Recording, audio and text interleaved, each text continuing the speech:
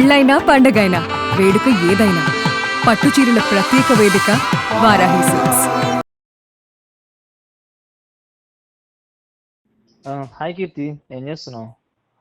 ఆఫీస్లో ఉన్నా. చెప్పు. బిజీ ఉన్నావా? బిజీ ఏం లేదు, చెప్పు. ఒక 2 నిమిషాలు బయటకు వస్తావా మాట్లాడేది?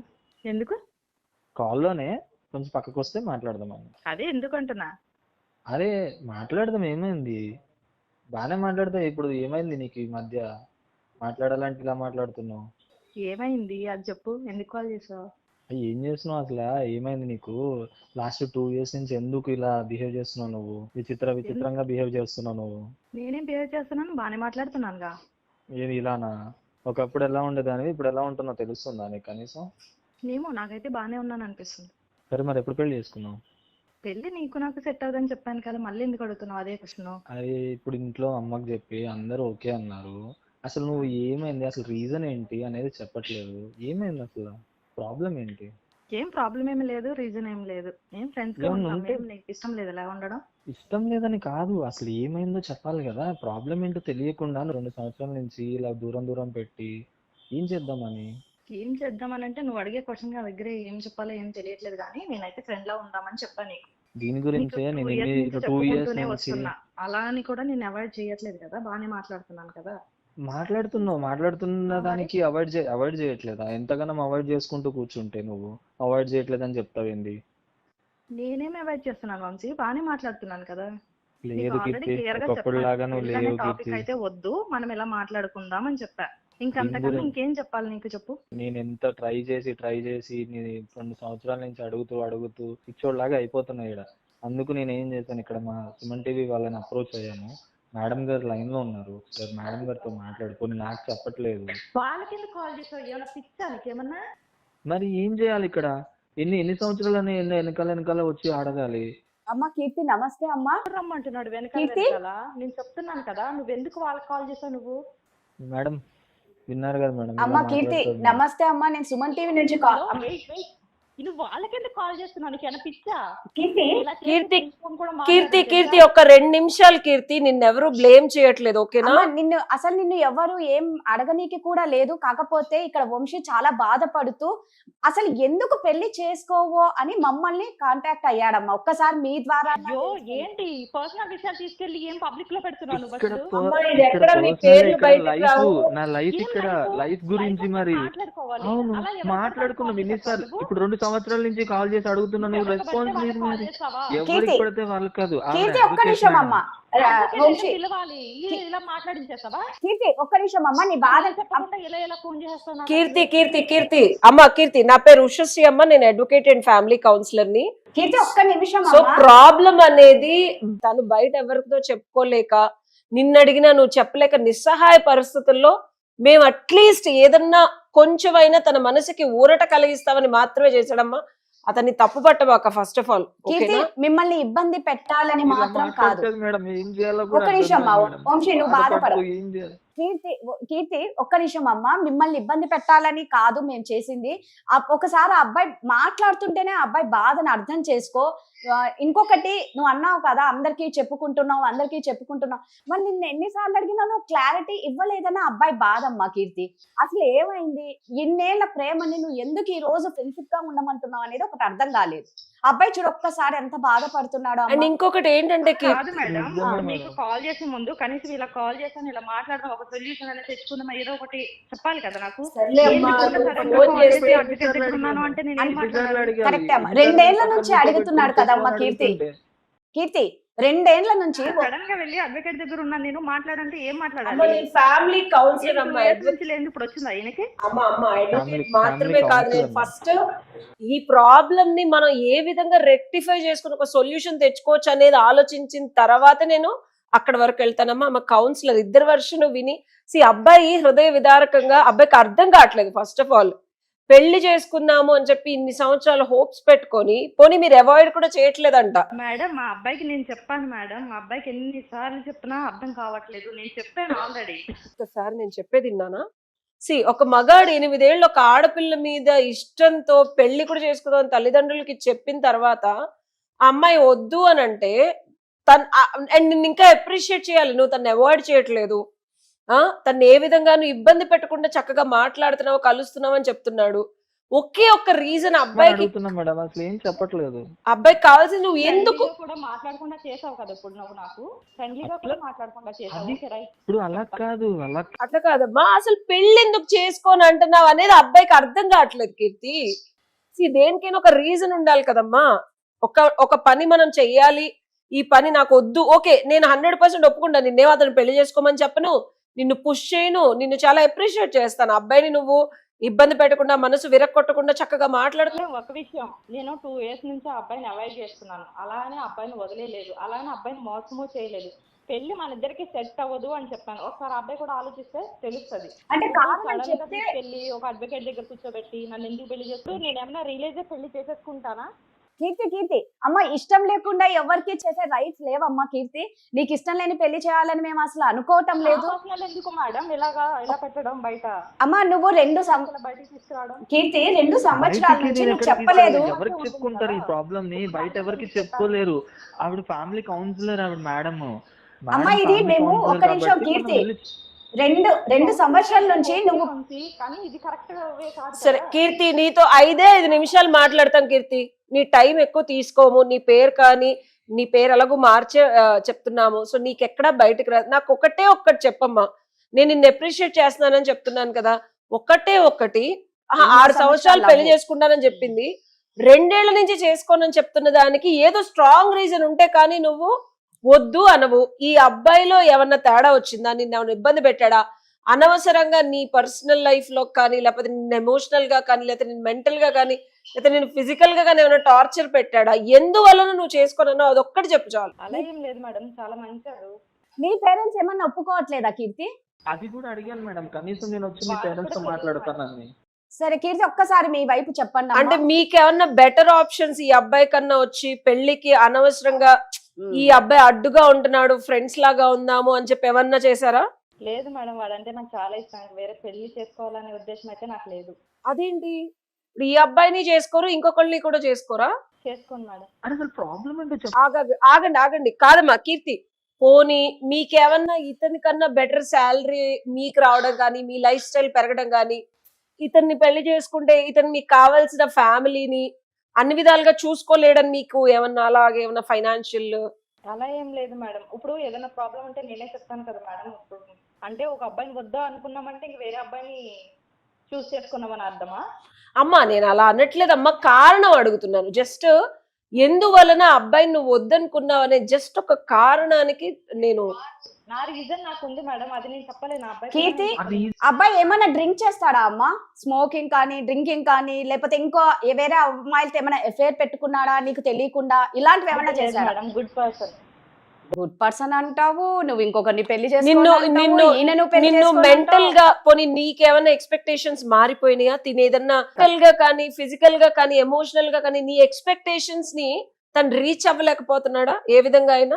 మేడం ఇలా ఫోన్లు అడిగితే నేను ఏం చెప్తాను మేడం? ఒక అమ్మాయిని పట్టుకుని ఇలా అడుగుతున్నారు మీరు. అమ్మ అలా కాదమ్మా, అబ్బాయి బాధపడుతున్నాడు అమ్మా. ఇలాంటి సిచ్యువేషన్స్ ఏమవుతాయో తెలుసా, అబ్బాయిలు సూసైడ్ కూడా చేసుకుంటాడు. ఎందుకంటే ఎమోషనల్ గా చాలా చాలా చాలా వాలటైల్ గా ఉన్నాడు. అండ్ నువ్వు ఎందుకు చేసుకోవట్లేదు అనే ప్రశ్నకు అబ్బాయి దగ్గర సమాధానం నువ్వు ఇచ్చేసావనుకో, నిన్ను డిస్టర్బ్ చేయడు అబ్బాయి. నీకు కావాల్సింది పెళ్లి చేసుకోకుండా ఉండటం, ఫ్రెండ్ లాగా ఉండటం, అదే కదా. అబ్బాయిని బాధ పెట్టడం నీ ఉద్దేశం అవునా కాదా? నువ్వు ఈ ఒక్క సమాధానం చెప్పకపోవడం వల్ల ఆ అబ్బాయి చాలా చాలా బాధపడుతున్నాడు. ఇంకొక రిలేషన్షిప్ లోకి వెళ్ళలేకపోతున్నాడు, నువ్వు వెళ్ళలేకపోతున్నావు. ఫ్రెండ్స్ లాగా ఉండామంటే ఉండండి, బట్ ఇద్దరు ఇబ్బంది పడకుండా చక్కగా నువ్వు వద్దన్నావు కదా, ఆ అబ్బాయిని పెళ్లి చేసుకునేలాగా చెయ్యాలి కదా. నువ్వు రీజన్ ఇచ్చేస్తే అబ్బాయి వెళ్ళిపోయి ఇంకో పెళ్లి చేసుకుంటాడు. కాదమ్మా కీర్తి, ఆ అబ్బాయికి ఏ అలవాటు లేదంటున్నావు, నువ్వే అంటున్నావు, చాలా గుడ్ పర్సన్ అంటున్నావు. మరి అలాంటప్పుడు నువ్వు ఎందుకు ఫ్రెండ్ గానే యాక్సెప్ట్ చేస్తున్నావు? ఎగ్జాక్ట్లీ 6 ఏళ్ళు లవ్ చేసి పెళ్లి చేసుకుంటా అని చెప్పి 2 ఏళ్ల క్రితం ఏం జరిగింది, ఏం జరగడం వల్ల నువ్వు వద్దంటున్నావు అనేదే నేను అడుగుతున్నాను కీర్తి. నేను ఇలా చెప్పలేను మేడం. అలా ఇలా అమ్మా, ఎవరి ఇబ్బందులు వాళ్ళకు ఉంటాయమ్మా. ఎవరి ఒక్కొక్కరు, కొంతమంది స్పిరిచువల్ గా బతకాలనుకుంటారు, కొంతమంది మాకు డబ్బు బాగా కావాలనుకుంటారు. ఇదంతా కాదు, నాకు జస్ట్ ప్రేమ ఉంటే చాలు, నేను జీవితాంతం నేనే అర్ని చేసుకుంటాను అనుకుంటారు కొంతమంది ఆడపిల్లలు. ఇలా కాదు, నన్ను బయట తిప్పాలి, అలా ఇలా అనుకుంటారు. సో నీకు ఏ ఎక్స్పెక్టేషన్ ఫుల్ఫిల్ అవ్వలేదు, ఎందుకంటే ఇది లాంగ్ టర్మ్ రిలేషన్షిప్. ఒక్కసారి నువ్వు పెళ్లి చేసుకున్న తర్వాత వెనక్కి తిరిగి చూడకుండా ఉండాలని ఉద్దేశం కాబట్టి 2 సంవత్సరాలు మీరు కంటిన్యూ అయ్యారు. సో నాకు తెలిసి నువ్వేం చెడ్డ అమ్మాయివిను లేకపోతే ఇబ్బందికరంగా ఆ అబ్బాయిని మోసం చేసే అమ్మాయివని ఎక్కడ అనిపించట్లేదు. నీ ప్రాబ్లం ఏంటో ఆ, చెప్పు. నీ ప్రాబ్లమా లేకపోతే ఈ అబ్బాయికి ఏమన్నా ప్రాబ్లం ఉందా? ఎందుకంటే నీ పరంగా కూడా నువ్వు ఇంకొక అబ్బాయితో ఉండలేదు అంటున్నావు, ఈ అబ్బాయి చాలా మంచోడు అంటున్నావు, అన్ని విధాలుగా బాగా చూస్తున్నావు. ఎక్కడ చిన్న క్లాష్ ఏమన్నా వచ్చిందా, గొడవ జరిగిందా, తినికి ఏమన్నా పోనీ యాక్సిడెంట్ అయ్యో లేకపోతే ఏమన్నా అవయవాలు లేకపోతే ఇలా ఏం లేదు మేడం, గొడవలు ఏం లేవు. ఆ, మీకు పర్సనల్ గా చెప్తాలే మేడం. సరే చెప్పమ్మా చెప్పు. చెప్పమ్మా కీర్తి, ఒక్కసారి నువ్వు చెప్తే దీనికి ఏదైనా ఒక ఆ, సొల్యూషన్ exactly. నువ్వు బాధపడుతూ వంశీ See, బాధపడుతూ ఎప్పుడైనా ప్రాబ్లం ఏంటి అనేది డిఫైన్ చేసుకోవాలి కీర్తి. ప్రాబ్లం అనేదే క్లారిటీ, సొల్యూషన్ కాదు. చాలా మంది ఇప్పుడు తనంటే అసలు రోజు రాత్రులు కూడా నిద్ర లేకుండా ఉండాల్సి వస్తుంది మేడం. ఏం చెప్పట్లేదు మేడం. ఒక్క నిమిషం కీర్తి, ఎప్పుడైనా అందరూ దీనికి సొల్యూషన్ లేదు లేకపోతే ఇది సొల్యూషన్ రాదు అనుకొని ప్రాబ్లమ్ నే రెక్టిఫై చేసుకోరు. రెక్టిఫికేషన్ అనేది థర్డ్ స్టేజ్. అసలు ప్రాబ్లం ఏంటి, ఆ ప్రాబ్లమ్ ని డిఫైన్ చేయాలా. ఫస్ట్ ప్రాబ్లం ఏంటో తెలుసుకోవాలా, ఆ ప్రాబ్లమ్ ని కరెక్ట్ గా డిఫైన్ చేయాలి. డిఫైన్ చేయకుండా ఈ ప్రాబ్లమ్ దీనికి ఇది అనుకోవడం కాదమ్మా. నీ పర్సనల్ ప్రాబ్లం అంటున్నావు, ఆ అబ్బాయి కూడా ఇప్పుడు రిలేషన్షిప్ లో ఉన్నాడు, అబ్బాయి నేనేం అండు చెప్పు, నీ మీద ఇంత ఇష్టపడుతున్నాడు, నువ్వే కావాలనుకుంటున్నాడు, నీతోనే జీవితాంతం ఉండాలనుకుంటున్నాడు. ఓపెన్ అవ్వమ్మా కీర్తి. ఎలా చెప్పాలో అర్థం కావట్లేదు. అదేనమ్మా, అదే చెప్పు, నాకు అర్థమైంది, ఏదో ఇబ్బంది ఉన్నట్టు. 2 years నుంచి తన బాధ పెట్టాను కదా. అవును అవును, అర్థమవుతుందమ్మా. నేను జడ్జి చేయనమ్మా, ఓకేనా? నేనైతే మనుషుల్ని జడ్జి చేయను. ఫస్ట్ ఆఫ్ ఆల్ అతను ముందు నేను చెప్పలేను మేడం, అతను ముందు చెప్తే నేను బాధ పెట్టలేను తను. వంశీ, ఆ అమ్మాయి ఏ చెప్పినా మీరు వినేంత శక్తి మీకుందా, తట్టుకునేంత శక్తి? అంటే మీరు బాధపడతారనే 2 years నుంచి చెప్పట్లేదు. ఉంటున్నా కదా మేడం, ఇంకా ఎందుకు తట్టుకోలేను మేడం. తప్పకుండా మేడం చెప్పమనండి మేడం. రీజన్ కోసమే కదా మేడం ఇన్ని సంవత్సరాల నుంచి అడుగుతున్నా కదా మేడం. 2 ఏళ్ల నుంచి బాధపడుతూ చెప్పమ్మా. ఏం లేదు మేడం, ఇప్పుడు ఒక అబ్బాయిని మనం పెళ్లి చేసుకునేది ఎందుకు మేడం? హ్యాపీ లైఫ్, పిల్లలు, అవును అవును అదే కదా. అవును అలా కాదు మేడం, మా రిలేషన్ లో మేము ఫిజికల్ గా ఒకటి అయ్యాం మేడం. ఓకే ఓకే, అది కామన్. అది ఒక ప్రాబ్లం వల్ల మేము చెకప్ కి వెళ్ళాం. ఓకే, వెళ్తే తనకి పిల్లలు పుట్టారు అని తెలిసింది. తనకు పిల్లలు పుట్టారని తెలిసిందా? తెలిసింది. సో దాని వల్ల నేను మా పేరెంట్స్ కి ఎలా చెప్పాలో నాకు అర్థం కాలేదు, తనకి ఎలా చెప్పాలో అర్థం కాలేదు. ఓకే, ఇంకా వాళ్ళని మా ఇంట్లో కూడా మా అక్క వాళ్ళకి పిల్లలు లేరు. ఓకే, ఈ రీజన్ వద్దనుకుంటున్నావు. నా మీద హోప్ పెట్టుకుని వీళ్ళు ఉన్నారు. ఈ అబ్బాయి ఏమో ఇట్లా ఉంది పరిస్థితి. సో నేను ఏం చెయ్యాలో, తను ఎంత బాధపడుతున్నాడో తనకన్నా ఎక్కువ నేనే బాధపడుతున్నాను మేడం. నా లైఫ్ ఇలా అయిపోయింది ఏంటా అని. వంశీ, లైన్ లో ఉన్నావా అమ్మా? మేడం. వంశీ, విన్నావా అమ్మా? ఒక్కసారి కీర్తి చెప్పింది విన్నావా అమ్మా? విన్నా మేడం. ఒక్క నిమిషం ఆగు వంశీ. అమ్మ కీర్తి, చెప్తే అయిపోతుంది. సర్లే నువ్వు ఫీల్ అవుతావో. ఇప్పుడు నేను ఇష్టపడింది అబ్బాయి, ఇప్పుడు అలా చెప్పడంలో తన ఆగటంలో తప్పలేదు. అమ్మ కీర్తి, ఇప్పుడున్న రియాలిటీలో చాలా చాలా చాలా వెసులుబాట్లు, రకరకాల ఆప్షన్స్, వినూత్నమైన టెక్నాలజీ వచ్చింది. ఓకేనా? డెఫినెట్ గా నీ కన్సర్న్ లో బాధ్యతగా నువ్వు అతను వదలకుండా, తను ఇబ్బంది పెట్టకుండా, కష్టపెట్టకుండా, రాధా చాలా చక్కగా నువ్వు అతనితో మాట్లాడుతున్నావు. నాకు అర్థమైందమ్మా, పెళ్ళంటేనే డెఫినెట్ గా పిల్లలు, సంసారము, సొసైటీ, నలుగురిలో గౌరవం, లాంగ్ టర్మ్ లో మనము మన చిన్న కుటుంబం అనుకుంటాం. ఇద్దరు జస్ట్ నాకు నువ్వు నీకు నేను లాగా ఎవరు పెళ్లి చేసుకోవాలనుకోరు. కానీ ఈ సమస్య ఇప్పుడు చాలా, అంటే ఇదివరకు కన్నా ఒక 10-15 ఏళ్ల క్రితం కన్నా ఇప్పుడు చాలా విరివిగా ఉంది.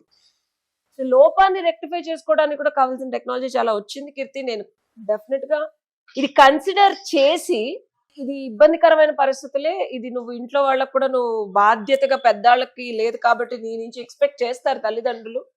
100% కూతురుగా నువ్వు ఏదో ఒకటి కుటుంబంలో ఒక ఇదిగా ఉండాలనుకుంటున్నావు. కానీ Radha, there are lot of options దీనికి. అవును కీర్తి, ఉష గారు చెప్పినట్టు చాలా ఆప్షన్స్ ఉన్నాయి. ఇంకొకటమ్మా, ఇంకొక ఒపీనియన్ తీసుకోవడంలో తప్పులేదు. ఇంకొక డాక్టర్ ఒపీనియన్ లో మనం ఒకటే చూసి అదే నువ్వు ఫిక్స్ అయిపోయి ఇక పెళ్ళే చేసుకోవద్దంటే ఇది అసలు దానికి సంబంధించిన సమస్య కాదు. ఫస్ట్ వింటున్నావా అమ్మా కీర్తి? ఇప్పుడు నేను ఏం చేయాలో కూడా నాకు అర్థం కావట్లేదు మేడం. ఇప్పుడు నేను ఇంట్లో ఎలా చెప్పాలి? ఇప్పుడు నేను ఒప్పుకుంటా, ఓకే మీరు చెప్పిన దానికి నేను అగ్రీ అవుతా, కానీ నా పేరెంట్స్ అగ్రీ అవ్వాలి కదా మేడం. అంటే మనం అదే అంటున్నా, ఉన్నాయని నాకు తెలుసు మేడం. అలా అని ఇంట్లో వాళ్ళు ఒప్పుకుంటారా? కరెక్ట్ అమ్మా, నువ్వు చెప్పిన దానికి ప్రతిదీ మేము కరెక్టే అంటున్నాం. అది ఇక్కడ వచ్చిన ప్రాబ్లం ఏంటి అంటే ఇంకొక డాక్టర్ ఒపీనియన్ తీసుకుందాం. ఇప్పుడు ఒక్క డాక్టర్ది నువ్వు చూసుకొని Already నేను తీసుకున్నాను మేడం, తనకు తెలియకుండానే నేను అన్ని వేరే దగ్గర నేను మాట్లాడాను మేడం, నేను చెక్ చేయించుకున్నాను ఆల్రెడీ. నేను ఆ డౌట్స్ అన్ని క్లియర్ చేసుకున్న తర్వాతే తను అవాయిడ్ చేయడం స్టార్ట్ చేశాను. కీర్తి నేను ఒకటి చెప్తానమ్మా, ఇది 2 ఏళ్ల క్రితం. 2 ఏళ్ల క్రితానికి ఇప్పటికి ఏ లేదు. 2 ఏళ్ల క్రితం ఏ ఉందా? లేదు కదా. ఎగ్జాంపుల్ చెప్తున్నా, లేదు కదా. ఇప్పుడు ఏ వచ్చింది.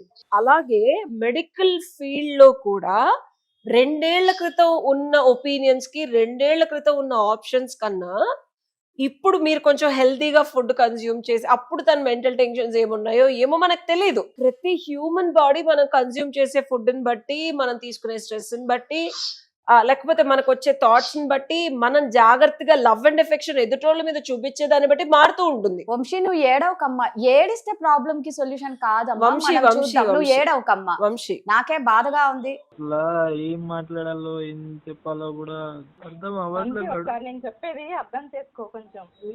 ప్రాబ్లం ఇది ఎప్పుడో చెప్పాలి కదా, ఇప్పుడు వేరే హాస్పిటల్కి వెళ్ళి కన్సల్ట్ అయ్యే వాళ్ళం కదా, ఇప్పుడు 2 చెప్పాలి years కదా. అయ్యింది కాబట్టి ఇప్పుడు చెప్తే నీకు ఓకే, కొంచెం బాధపడతావేమో. అదే అప్పుడే చెప్పుంటే నీ సిచ్యువేషన్ ఏంటి ఒకసారి ఆలోచించి.